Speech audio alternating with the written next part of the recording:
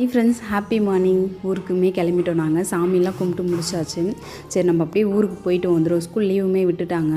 லீவுமே முடிய போகுது. இன்னும் ஒரு 4 நாள் தான் இருக்குது. சரி, ஊருக்கு போயிட்டு வந்துடும் அப்படின்னு சொல்லிட்டு கிளம்பிட்டோம். எங்கள் அம்மா ஊரில் வந்து 3வது சனிக்கிழமை வந்து சாமி கும்பிடுவாங்க, திருவிழா வைப்பாங்க. போயிட்டு ஒரு 4-5 வருஷத்துக்கு மேலே ஆகுது. சரி, மித்திக்கு ரொம்ப உடம்பு முடியலையா, அதனால் அம்மா வந்து போகணும் அப்படின்னு சொல்லிட்டாங்க. சரி, இவங்களுமே வந்து கேட்டுகிட்டே இருக்காங்க. அவளுக்கு உடம்பு முடியலன்றதுனால தான் நாங்கள் ஊருக்கே போகல. சரி, அவளுமே கேட்டுட்டு இருந்தோம், அம்மா போயிட்டு வரலாமான்னு சொல்லிட்டு. சரி, வீட்லேயே தானே இருக்காங்க அப்படின்னு சொல்லிட்டு ஆயுத பூஜைலாம் கும்பிட்டுட்டு கிளம்பிட்டோம். ரொம்ப சீக்கிரமாகவே வந்து சாமி கும்பிட்டு முடிச்சுட்டு வந்து கிளம்பிட்டோம். சரி, போகிற வழியில் சாப்பிட்டுடலாம் அப்படின்னு சொல்லிட்டு காலையில் எதுவுமே சமைக்கவே இல்லை.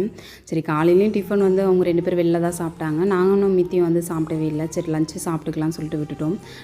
ஓகே, லஞ்சு வந்து முடிஞ்சாச்சு. அப்படியே வந்து அக்கா வீட்டுக்கு வந்து நாங்கள் கிளம்பி வந்துவிட்டோம். ஃபஸ்ட்டு வந்து அக்கா வீட்டுக்கு போயிட்டு அதுக்கப்புறம் வந்து கோவிலுக்கெலாம் போகலான்னு சொல்லிட்டு பிளான் பண்ணி வச்சுருக்கோம். சரி, ஃபஸ்ட்டு இங்கே வந்துட்டு அதுக்கப்புறம் வந்து காலையில் கோவிலெலாம் கிளம்பி போயிட்டு அதுக்கப்புறம் வந்து அத்தை வீட்டுக்கு போயிட்டு அப்புறம் வந்து அம்மா வீட்டுக்கு போயிட்டு திரும்ப வந்து சென்னைக்கு போயிடுவோம். சும்மா அங்கங்கே ஒரு நாள் இருந்துட்டு போய்டும். ஒரு 4 நாள் தான் இருக்கிற மாதிரி பிளானு. ஃபஸ்ட்டு வந்து இங்கே வந்துட்டு அதுக்கப்புறம் கோவில் போயிட்டு அதுக்கப்புறம் எல்லா இடத்துக்கு போகலாம் அப்படின்னு சொல்லிட்டு வந்துவிட்டோம். நைட்டு வந்து சப்பாத்திலாம் வந்து செஞ்சுருந்தோம்.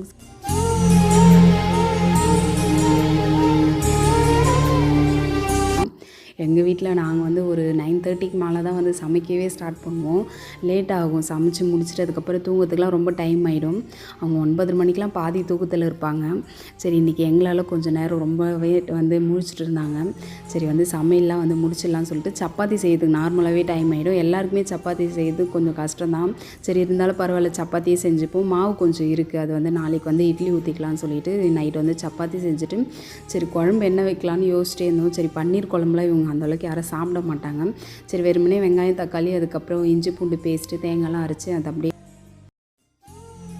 சாப்பிட்டு முடிச்சுட்டு அதுக்கப்புறம் கடைசியாக வந்து பால் வந்து காய வச்சுட்டு எல்லாருக்குமே அந்த ஹார்லிக்ஸ் போட்டு குடிச்சிட்டு போயிட்டு கொஞ்சம் நேரம் விளையாடிட்டு அதுக்கப்புறமா தூங்கலாம் அப்படின்னு சொல்லிட்டு கொஞ்ச நேரம் விளையாடிட்டு இருந்தோம். சரி, நாங்கள் அள்ளி மல்லி விளையாடலாம் தான் பார்த்தோம். சரி, அதுக்கப்புறம் ராஜா ராணி விளையாடணும். அது முடிக்கிறதுக்கு ரொம்ப லேட் ஆகிடும். சரி, நிதிஷ்மே வந்து படிச்சுட்டு இருந்தான். சரி, அவன் கூட கொஞ்சம் நேரம் உட்காந்து பேசிவிட்டு அதுக்கப்புறம் நாங்கள் வந்து விளையாட வந்து ஸ்டார்ட் பண்ணிட்டோம். அவன் வரதுக்கு டைம் ஆகிடும் போல். சரி, அப்படியே கொஞ்ச நேரம் உட்காந்து விளையாடிட்டு இருந்தோம். ரொம்ப நாள் ஆச்சு விளையாடி.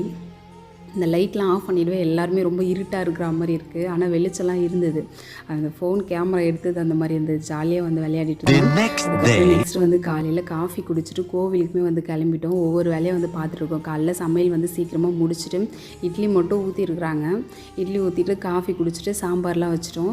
மதியம் வந்து லஞ்சுக்கு அவங்க எப்படி சாப்பிடுவாங்க தெரியல. பசங்களாம் விட்டுட்டு நாங்களும் மட்டும் கோவிலுக்கு கிளம்பலான்னு இருக்கோம். சரி, ஓகே, நாளைக்கு பார்ப்போம். தேங்க்யூ, பாய்.